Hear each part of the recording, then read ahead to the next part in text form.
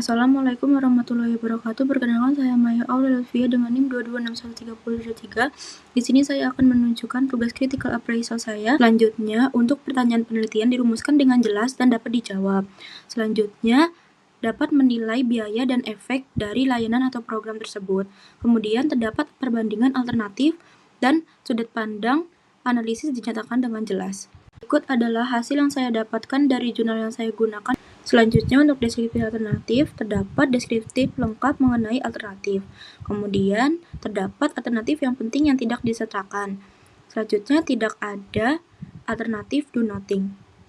Berikut adalah hasil yang saya dapatkan dari jurnal yang saya gunakan. Selanjutnya, efektivitas intervensi. Telah ditetapkan efektivitas program. Ditentukan melalui uji klinik acak terkontrol dan mencerminkan praktik klinis sehari-hari. Efektivitas tidak ditentukan melalui tinjauan studi klinis karena menggunakan data RCT primer. Telah digunakan data observasional atau asumsi dan ada potensi bias. Berikut adalah hasil yang saya dapatkan dari jurnal yang saya gunakan. Selanjutnya, masuk ke identifikasi biaya dan konsekuensi. Semua biaya konsekuensi penting serta relevan. Selanjutnya, cakupan biaya dan konsekuensi luas. Dan cakupan tersebut menggunakan sudut pandang masyarakat. Biaya dan modal biaya operasional dimasukkan. Berikut adalah hasil yang saya dapatkan dari jurnal yang saya gunakan. Selanjutnya, masuk ke pengukuran biaya dan konsekuensi. Terdapat biaya dan konsekuensi diukur secara akurat. Kemudian terdapat item yang diidentifikasi tetapi tidak diukur.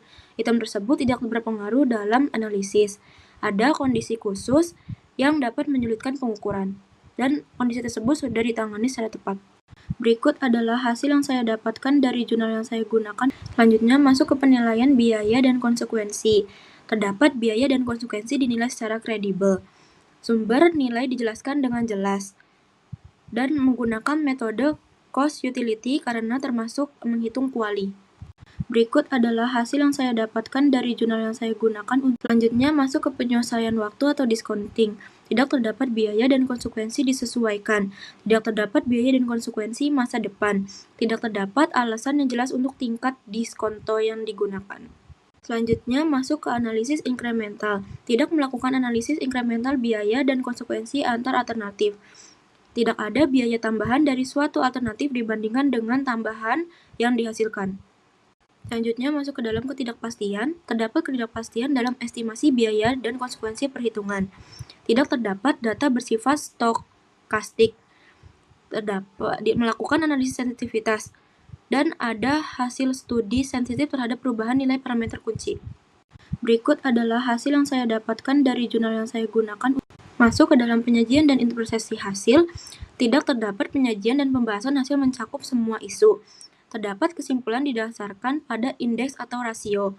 Terdapat hasil dibandingkan dengan studi lain.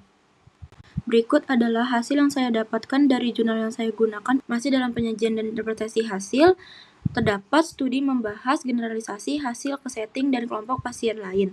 Tidak terdapat studi mempertimbangkan faktor penting lain.